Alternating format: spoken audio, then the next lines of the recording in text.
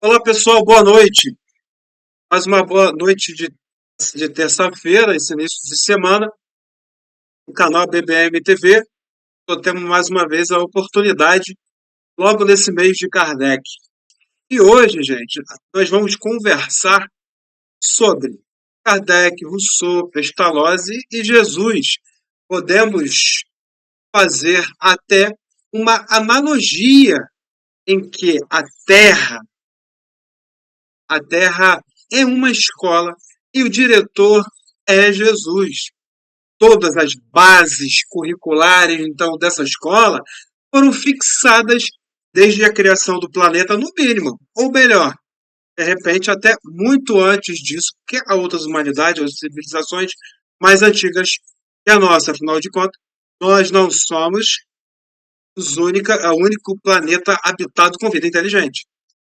Então, os alunos, a maioria repetentes, eles vieram, né, vieram de outro planeta, recebidos pela escola terrena e preparados para conquistar grande progresso e passar de ano. Então, ao longo dos muitos anos letivos, diversos professores foram enviados pelo diretor Jesus ao nosso planeta para conviver conosco, nos ensinar. Então, em cada canto do globo terrestre, em cada época, havia professor habilidoso. Dentre eles, nós tivemos os grandes sábios da antiguidade, filósofos, os profetas, filósofos chineses, gregos, egípcios, indianos. Muitos desses mestres também já foram alunos repetentes da escola de Mestre Jesus há muitos milênios atrás, porém, formados pelo próprio diretor Jesus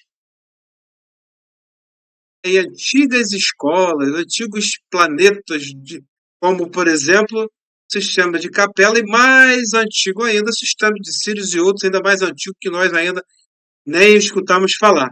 Quando o próprio diretor Jesus entrou, gente, em sala, ou seja, nasceu entre nós, né, para ensinar, quase todos os alunos, há 2000 e poucos anos atrás, não haviam sido alfabetizados.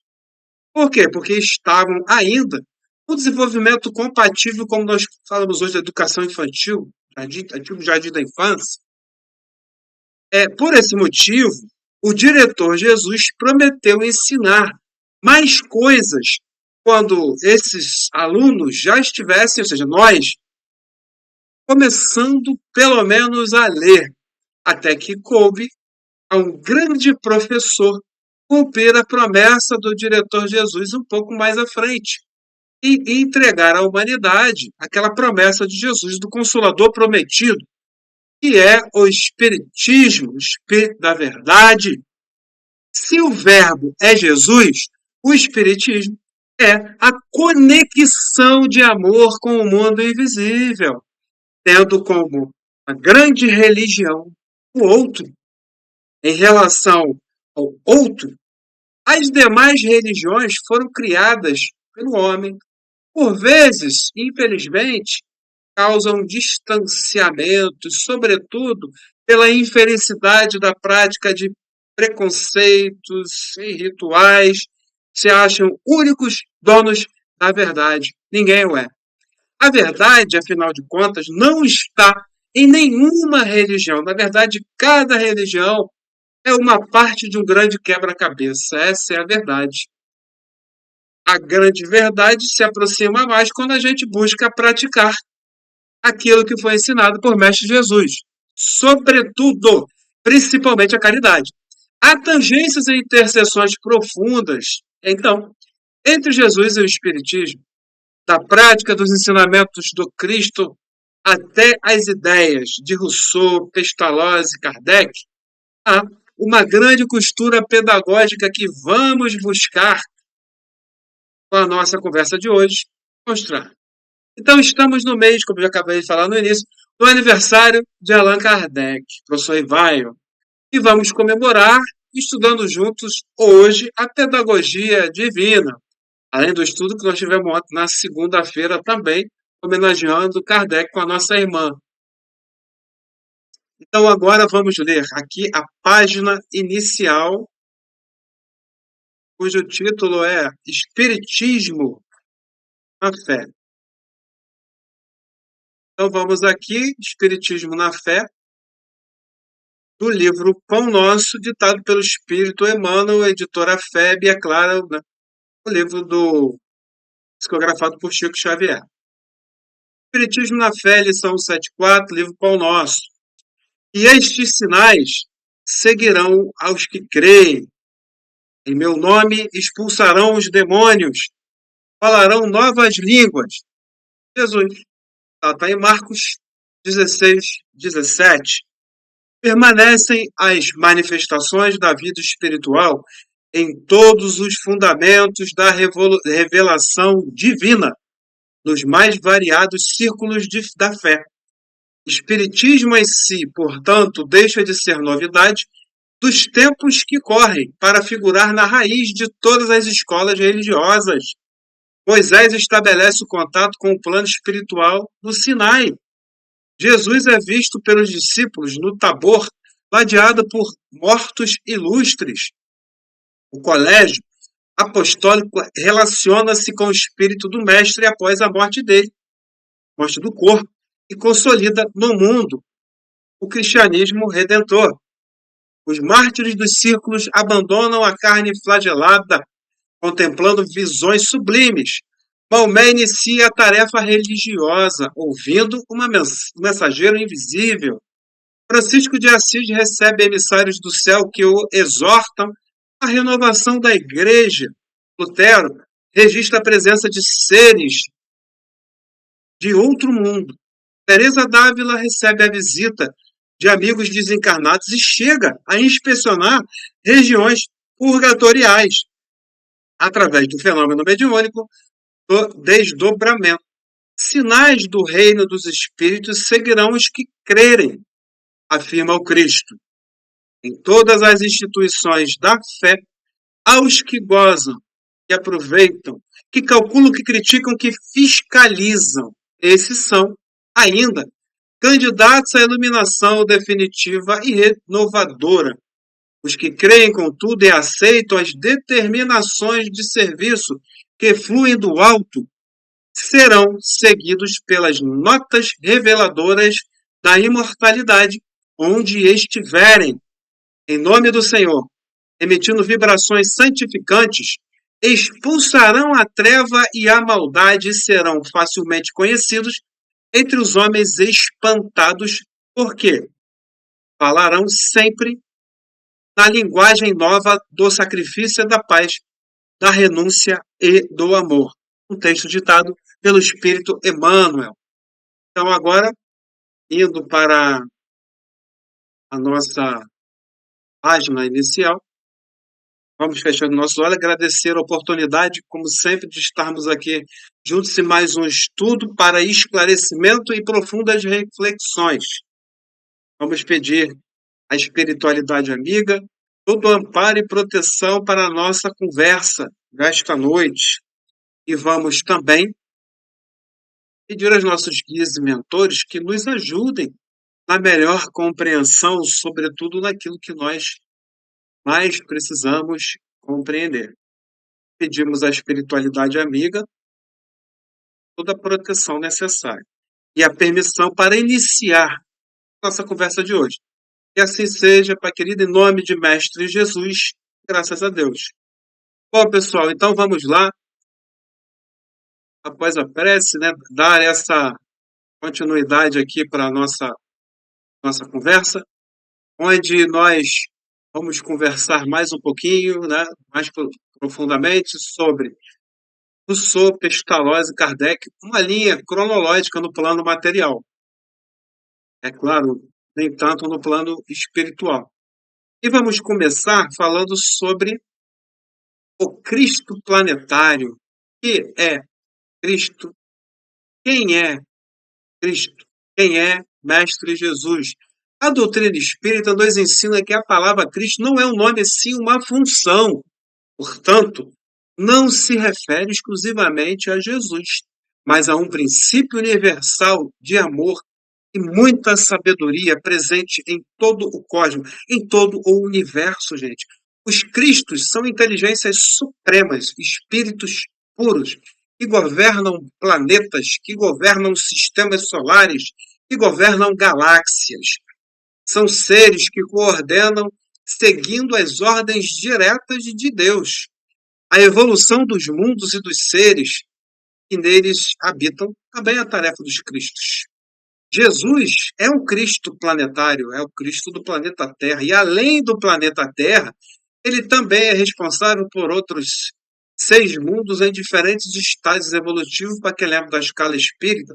Mundo primitivo, mundo de provas e expiações, que a Terra é, mundo de regeneração, que a Terra está se tornando agora na transição planetária. Depois vem mundos felizes e mundos perfeitos e por aí vai. O planeta da estrela Capela, por exemplo, que enviou espíritos degradados para a Terra, é um desses mundos. Quando ele estava passando pelo que nós estamos passando agora, né, na transição deles para uma expiação para regeneração, os que não acompanharam a evolução vieram para cá. O mundo mais evoluído seria um que orbita a estrela de Sírius, tá, gente? Essa é a informação que temos. Os Cristos planetários são espíritos de elevada hierarquia que assumem a responsabilidade de guiar a evolução, como eu já falei. Jesus é o governador do planeta Terra, é nosso Cristo planetário. É claro que ele tem vários auxiliares, e esses auxiliares também encarnaram aqui antes deles, que são conhecidos aí, muitos deles na história como seres elevadíssimos, todos eles coordenados por Jesus, que o auxilia. Ao lado de Deus estão, então, numerosos espíritos puros, de luz, que chegaram, então, ao topo da escala de espíritos perfeitos. Existem, então, muitos Cristos. O pensamento de Deus é transmitido por esses Cristos. Eles recebem suas emanações para presidirem o futuro dos mundos que gravitam no espaço Jesus é o condutor do projeto espiritual de Deus sendo executado aqui na Terra, nos outros mundos que eu falei. Jesus é o espírito mais evoluído que encarnou no planeta Terra.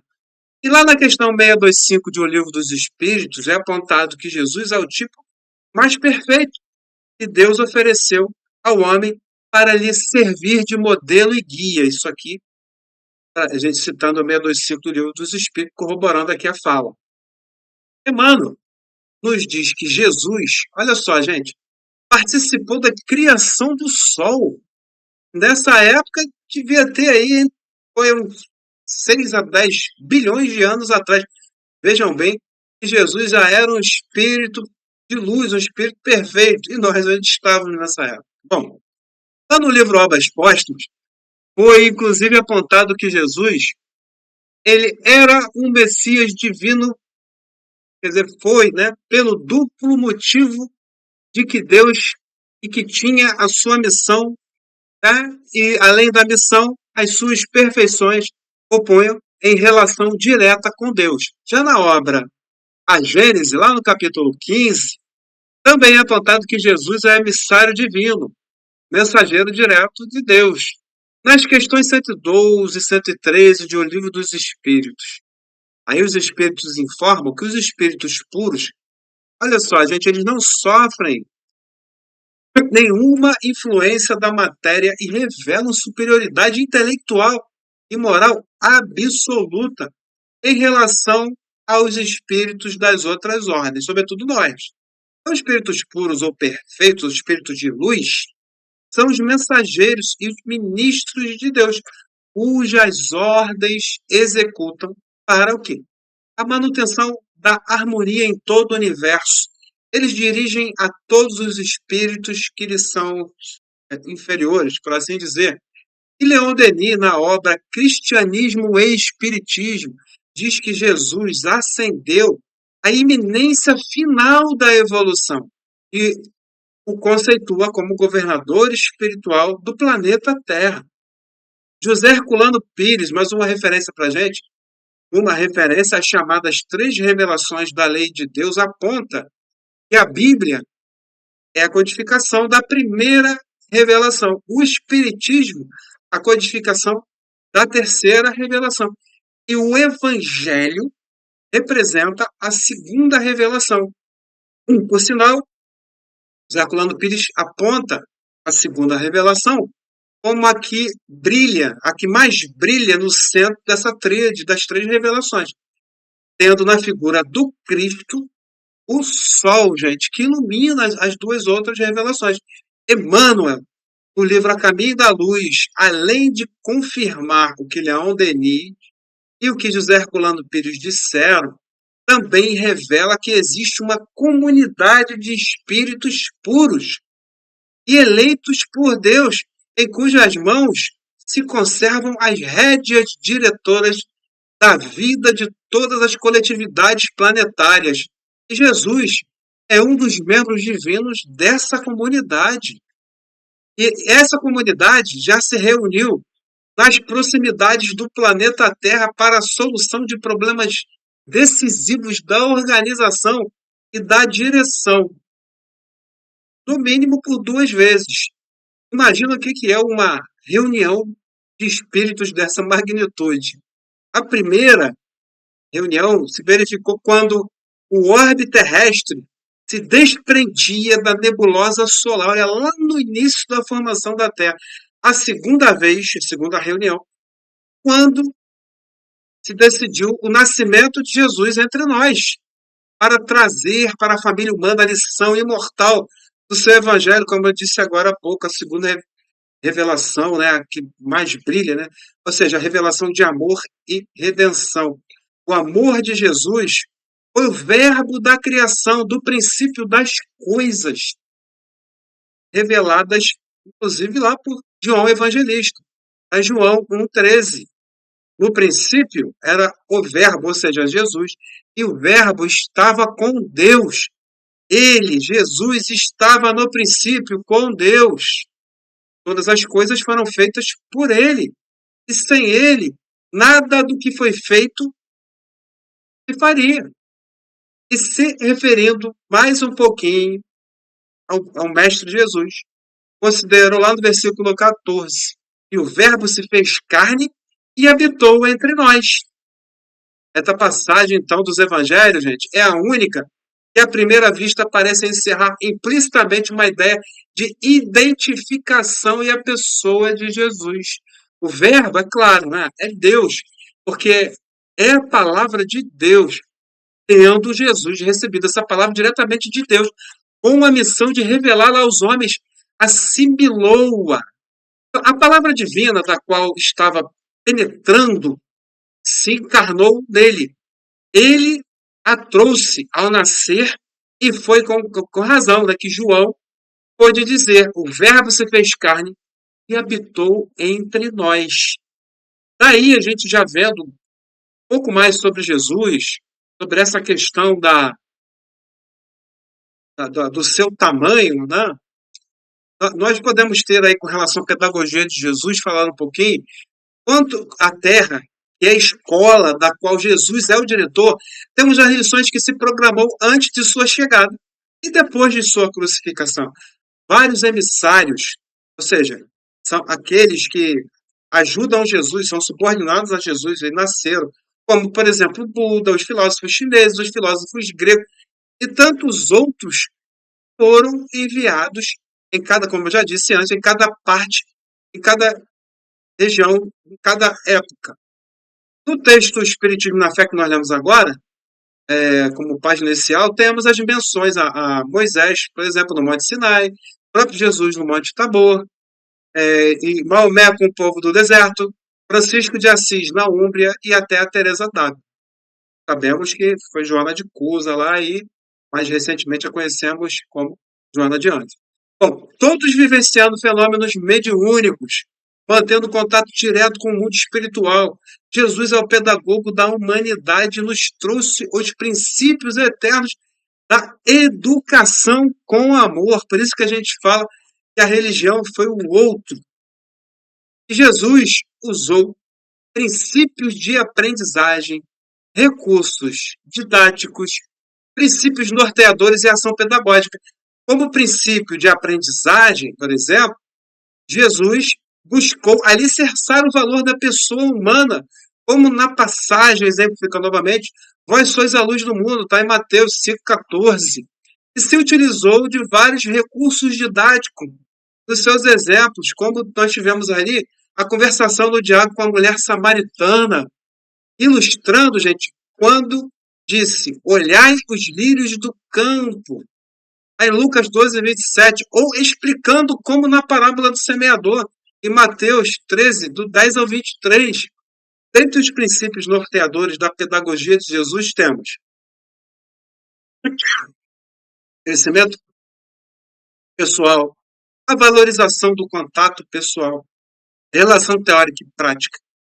A ação pedagógica de Jesus, então, é uma proposta de educação que é comprometida com a transformação. Jesus era o Messias divino pelo duplo motivo que eu já até falei antes. Primeiro, pela missão de Deus. E segundo, porque devido às suas perfeições, isso colocava em relação direta com Deus. Está lá em Obras Póstumas, estudo sobre a natureza do Cristo. Então, Jesus, ora se intitulava Filho de Deus, ora se designava Filho do Homem e também Filho bem-amado de Deus. Então, longe de implicar igualdade, é um indício de uma submissão. Jesus é filho de Deus, perdão, como todas as criaturas, ele o chama, né, chama Deus de seu Pai, como nós aprendemos a chamar Deus de nosso Pai.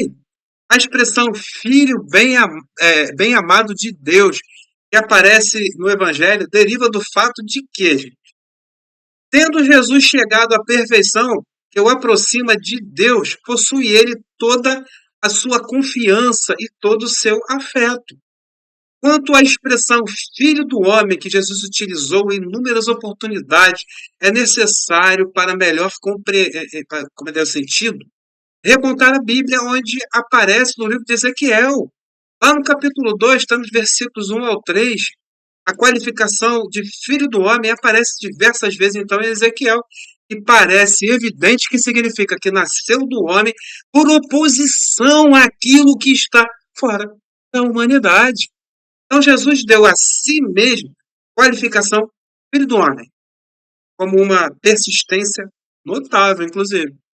Somente em pouquíssimas circunstâncias que ele se diz filho de Deus, com o objetivo evidente de lembrar que ele, também como criatura de Deus, pertence à humanidade.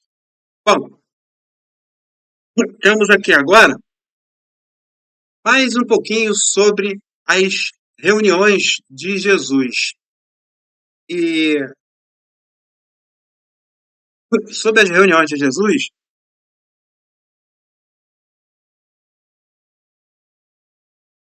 longo tempo, Jesus se reuniu com outros espíritos crísticos, quanto com espíritos dentro do próprio planeta Terra, ou seja, espíritos de luz e espíritos elevados, mas não nessa categoria.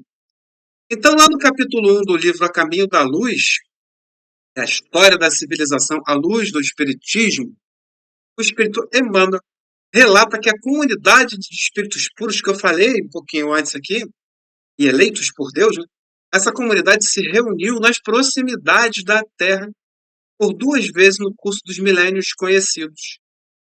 A primeira vez ocorreu quando o orbe terrestre se desprendia da nebulosa solar, como eu falei, e a segunda foi para decidir Jesus vindo aqui ao planeta Terra para viver entre nós. E ainda tem mais uma, a terceira reunião, que ocorreu quando o homem finalmente, agora mais perto, ingressou na comunidade planetária, deixando o solo do mundo terrestre para pisar pela primeira vez no solo lunar. Então, lá em 69, com Apolo 11, e Jesus, atendendo ao apelo dos outros seres angelicais, chamaram Jesus para conversar, porque o pessoal aqui da Terra já está começando a voar aí para fora da Terra. Então, Jesus, atendendo aos apelos dele, ele convocou uma reunião destinada a deliberar sobre o futuro do nosso planeta após esse domínio, em 1969, do voo espacial pela comunidade terrena.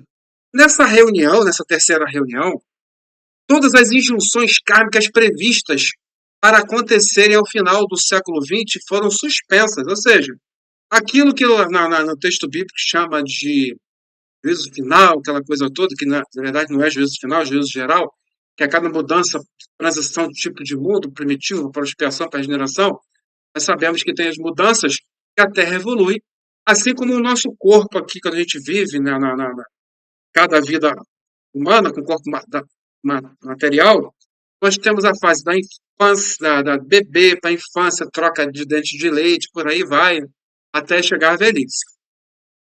Então, mas nessa reunião, é, Jesus suspendeu e ele pediu uma última chance de progressão moral. Então ele não fez lá o degredo planetário já para iniciar a transição naquela época, 69, por entender que muita gente seria degradada. E assim, nessa reunião, foi concedida uma moratória para a Terra de 50 anos. Tá? Essa moratória teve início em 20 de julho de 1969, quando o homem foi à Lua. E se encerraria, então, 50 anos depois, em julho de 2019. Nós sabemos aí que 2019, logo depois do que veio, né, o Covid, por aí vai, não por acaso, tá, gente? Então, segundo a deliberação do Cristo, as nações mais desenvolvidas e responsáveis da Terra deveriam aprender a se suportarem umas às outras, respeitando as diferenças entre si. Se e somente se as nações terrenas, durante esse período de 50 anos, que terminou em 2019, aprendessem a arte do bom convívio e da fraternidade, evitando uma guerra de destruição nuclear, o mundo terrestre estaria, enfim, admitido na comunidade planetária do sistema solar como um mundo da regeneração. Só a título aqui, em parênteses, todos os mundos aqui, praticamente, do nosso sistema solar, as humanidades estão muito mais evoluídas do que nós. esperando para ter contato com a gente, esperando nós termos aí essa evolução. Tá?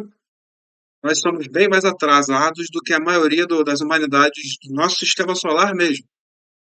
Após, então, esse período de 50 anos, nós alcançaremos a solução para todos os problemas de ordem social, ou uma solução para a pobreza e a fome, que estarão extintas. Teremos a descoberta da cura de todas as doenças do corpo físico pela manipulação genética nos avanços da medicina. Os nossos irmãos de outros planetas, ou seja, extraterrestres, tá?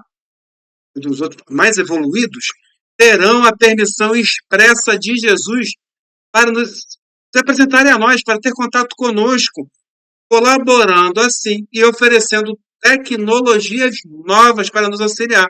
Então, a reunião de Jesus com os espíritos degradados também foi uma outra reunião, já não foi com os espíritos crísticos. Na época que os espíritos degradados de Capela vieram para a Terra, isso está relatado na obra Caminho da Luz, Mestre Jesus reuniu todos esses espíritos e deu consolo e esperança diante da reencarnação do planeta inferior, que era a Terra. Eles saíram do planeta da estrela Capela, que estava em transição planetária para o mundo de regeneração, saindo para a expiação, e veio para o mundo que estava no mundo primitivo e indo para o mundo da regeneração, que era a Terra na época. Bom, então Jesus ofereceu-lhes um recomeço e um caminho para a evolução. É um processo que os prepararia para futuras encarnações aqui na Terra, e com o respectivo progresso moral e espiritual. As duas asas do anjo, como diz Emmanuel. E esse evento, gente, é detalhado no livro Caminho da Luz. Ao encarnar na Terra, os degradados capelinos, e até de alguns outros planetas, se dividiram em 4 grandes grupamentos, dando origem à raça branca, ou adâmica, que até então não existia no orbe terreno, só existia, né, a raça lá africanos, pele escura, e as asiáticas, né? Nós conhecemos bem as características de ambas. Então, esse grupo formou o grupo dos árias, dos egípcios, do povo de Israel e das castas da Índia. Em outra reunião, a que definiu o novo momento da humanidade, é um momento bem mais recente, Jesus se reuniu com espíritos escolhidos que iriam reencarnar. Lá no livro Cartas e Crônicas, nosso irmão X, Humberto de Campos, esse espírito nos conta que na noite de dezembro de 1799, nas esferas elevadas ocorreu o encontro espiritual entre, por exemplo, Napoleão desdobrado e o próprio espírito de Allan Kardec. Bom, aí, já falando nisso, nós vamos agora já entrar no período mais recente, que é essa parte aí da Revolução Industrial, Revolução Francesa, Rousseau, Pestalozzi, e tudo vai. Então, no plano espiritual, ocorreu uma reunião entre vários espíritos elevados com Jesus. Foi no início do século XVII, época em que a França ainda vivia o absolutismo monárquico, cuja principal característica, gente, era representada por aquela frase de Luís XIV, L'état c'est moi, o Estado sou eu. E nessa reunião foram planejadas as grandes transformações muito importantes para todo o globo terrestre. Em meados do século XVIII, principalmente entre 1750 e 1800, surgem por todo o mundo inúmeras revoluções, sobretudo a Europa e a América. A França foi fundamental nesse processo, nesse encontro também, no plano espiritual, compareceram espíritos dos futuros iluministas franceses como Diderot, Montesquieu, Rousseau, D'Alembert, Voltaire. Bom, então nós temos que o discípulo, né, Rousseau, prepararia o terreno para seu grande mestre e mentor, que era Pestalozzi. Ele nasceu antes, abriu o caminho. Então, estudando a história, identificamos essas e outras almas como responsáveis de forma quase simultânea por vários movimentos, tanto na Europa como eu falei nos Estados Unidos.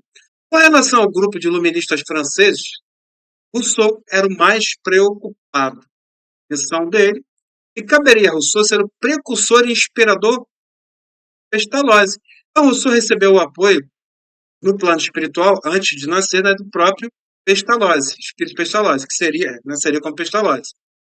O discípulo Rousseau prepararia o terreno para o seu grande mestre e mentor espiritual, que era Pestalozzi. E ele fez isso, despertou Pestalozzi com o livro Emílio. Claro que teve um outro que despertou Pestalozzi, que chama Johann Caspar Lavater.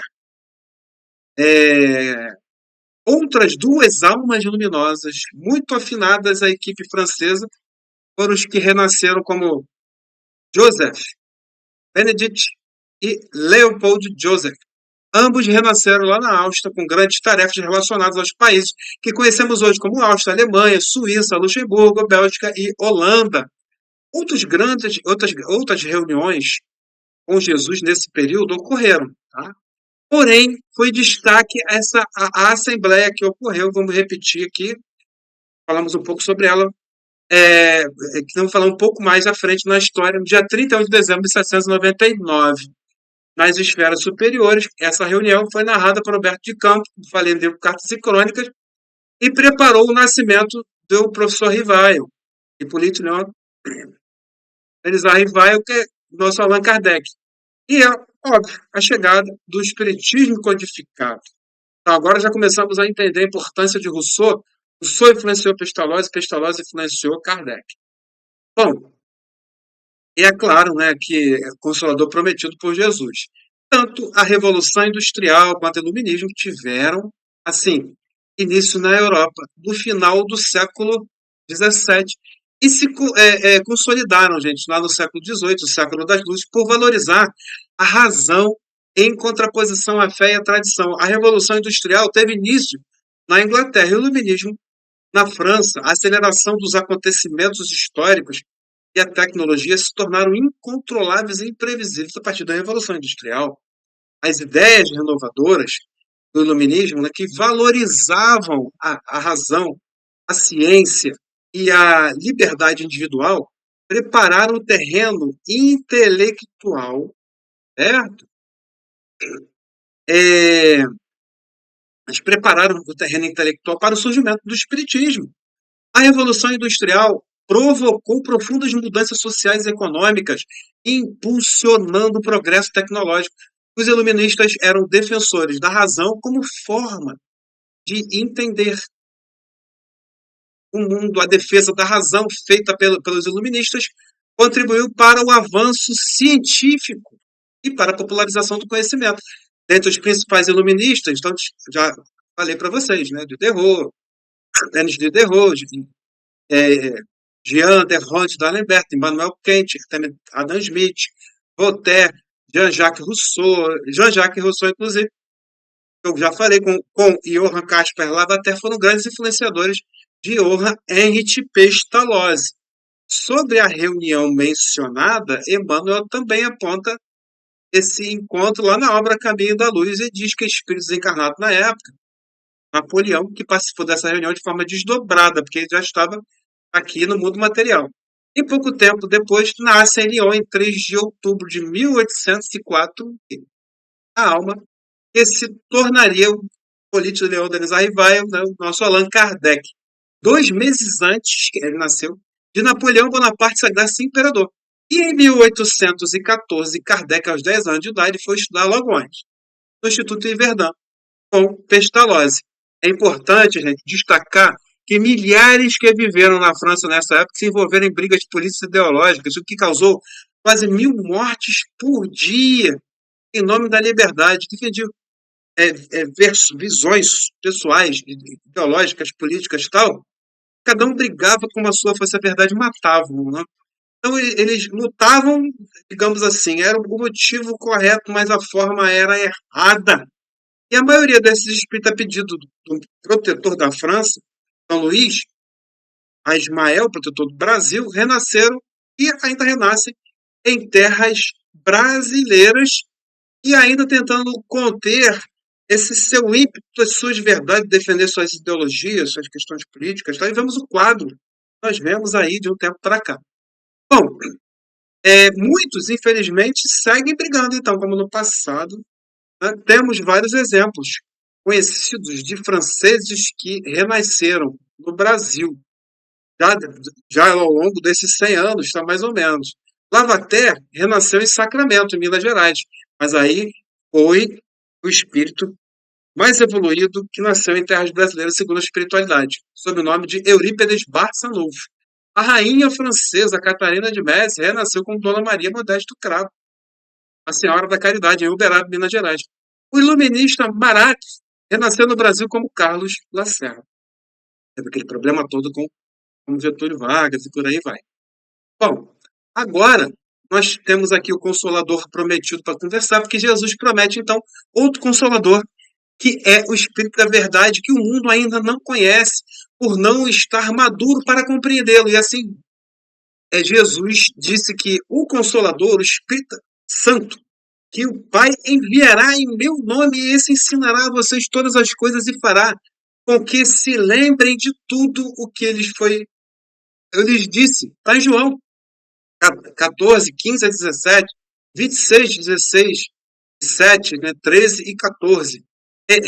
A Gênese, no capítulo 18, o codificador faz uma síntese magistral da situação da Terra nesse, gente, início de um novo ciclo, tomando como ponto de referência a lei do progresso, e ele destaca o duplo aspecto da evolução planetária, o físico e o moral, o que conduziria à depuração dos espíritos encarnados e desencarnados que povoam a Terra, né? Enquanto a primeira se realiza de forma brusca e caracterizada por impressões muito acentuadas, a outra moral em ritmo lento, gradual, quase insensível. Daí a razão da distância que separa as duas formas de evolução, as duas asas do anjo, como diz Emmanuel. A pessoa evolui no conhecimento, mas na questão moral, no sentimento, fica mais difícil. Jesus acentua, então, o seu segundo advento, mas não diz que voltará à Terra com corpo carnal. Não. Nem que se personificará Consolador. Ele se apresenta como tendo de vir em espírito na glória de seu Pai a julgar o mérito e o demérito e dar a cada um segundo as suas obras quando os tempos forem chegados.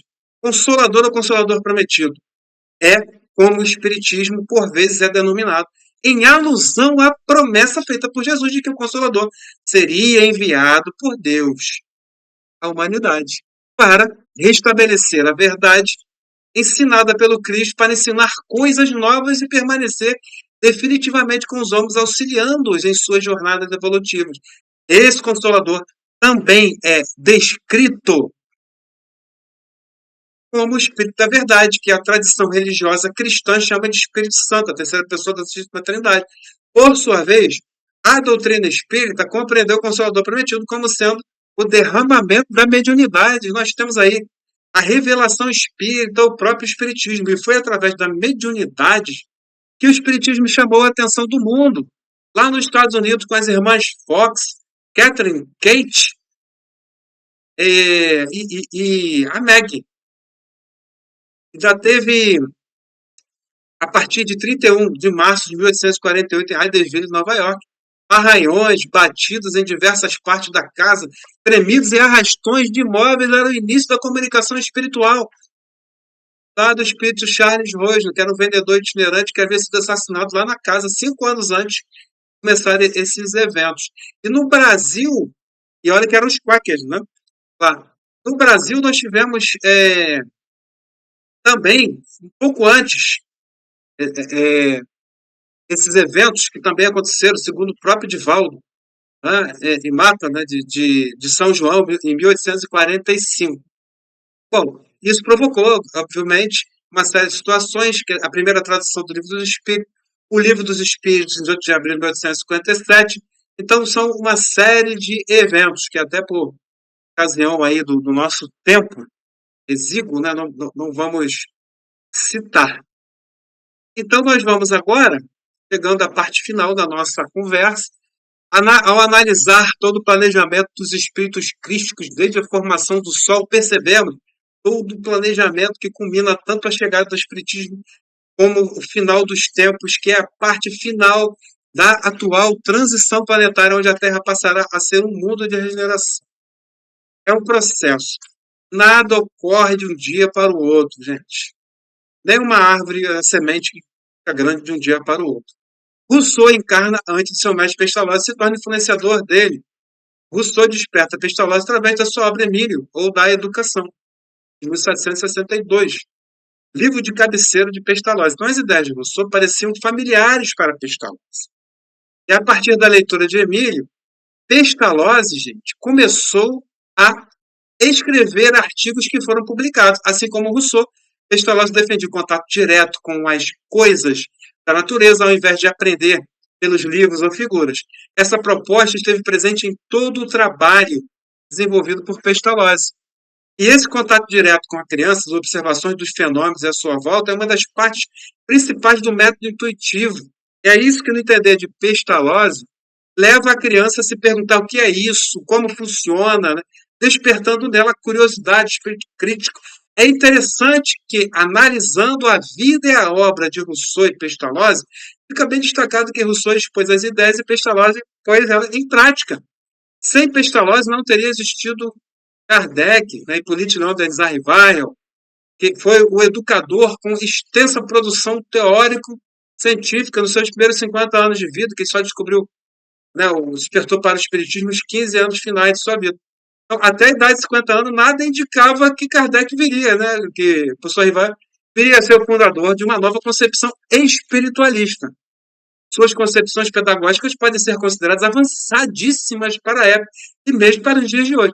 Na verdade, Rivail não tiveram uma formação qualquer. Rivail estudou, como eu falei antes, lá em Verdun, fundado, né, de Orra Pestalozzi, como já falei. Os conceitos de Pestalozzi calaram fundamente de Rivail e mais tarde tiveram forte influência na elaboração, inclusive, dos postulados do espiritismo. Não é difícil ver a influência de Pestalozzi no conceito espírita, de fé raciocinada, assim como em outros conceitos. O da rejeição de qualquer dogma de fé cega religiosa, que Pestalozzi também rejeitava isso. É fácil constatar que Kardec trouxe grandes influências das ideias então, de Pestalozzi para a doutrina espírita, inclusive a importância do lar como base para a educação religiosa e para a formação da personalidade do indivíduo. Obras Póstumas, Allan Kardec ele postula que pela educação se transformará a humanidade. Um estudioso mais atento pode falar até de uma linha evolutiva da pedagogia que vai de Rousseau, Pestalozzi, e de Pestalozzi aí tem a questão de Kardec e Piaget, tá? E aponta a passagem histórica, né, para a visão naturalista, bem como de uma visão da natureza para o da biologia, e enfim, da visão biológica para o da energia dos espíritos como princípio inteligente do ser humano. A teoria construtivista de Piaget, baseada na ação e reação da criança em sua relação com o meio, guarda certa correspondência com a teoria evolucionista da doutrina espírita. Enquanto Piaget fala da estrutura mental da criança que se desenvolve progressivamente ao impacto com o meio ambiente, a doutrina espírita situa o aprendizado do espírito durante as vidas passadas, vidas sucessivas, uma relação de causa e efeito entre o passado, presente e futuro.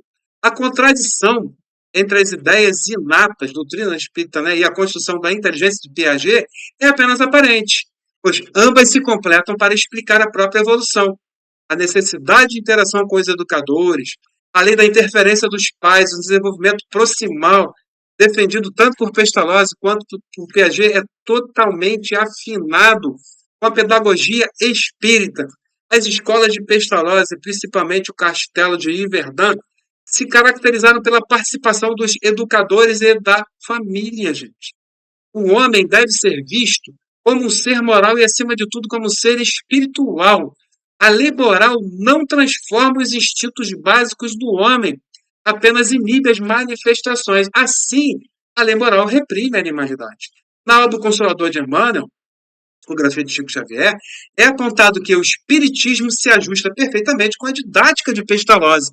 Emmanuel, na obra, aponta que a melhor escola ainda é o lar, onde a criatura deve receber as bases do sentimento e do caráter, e que a universidade pode fazer o cidadão, mas somente o lar pode edificar o homem. Assim podemos, enfim, enxergar a tangência do Evangelho do Cristo com o Espiritismo, complementando, afinados na teoria, né, de evoluir o espírito.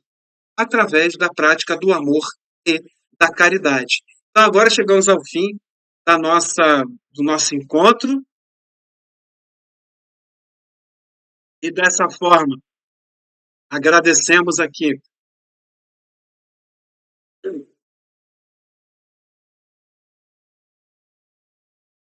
agradecemos a Mestre Jesus mais essa oportunidade de nos instruirmos, nos esclarecermos e pedimos à espiritualidade amiga todo o amparo, toda a proteção sempre do nosso dia a dia. Pedimos a permissão para encerrar a nossa conversa de hoje. Que assim seja, em nome de Mestre Jesus, graças a Deus. Pessoal, então é isso. Muito obrigado novamente, como sempre falo, pelo carinho da atenção de vocês. Curtam esse vídeo, indiquem esse vídeo para outras pessoas, compartilhem e também os demais vídeos do canal. Até a próximo encontro nosso, tá? Fiquem todos com Deus e uma boa semana. Tchau, pessoal.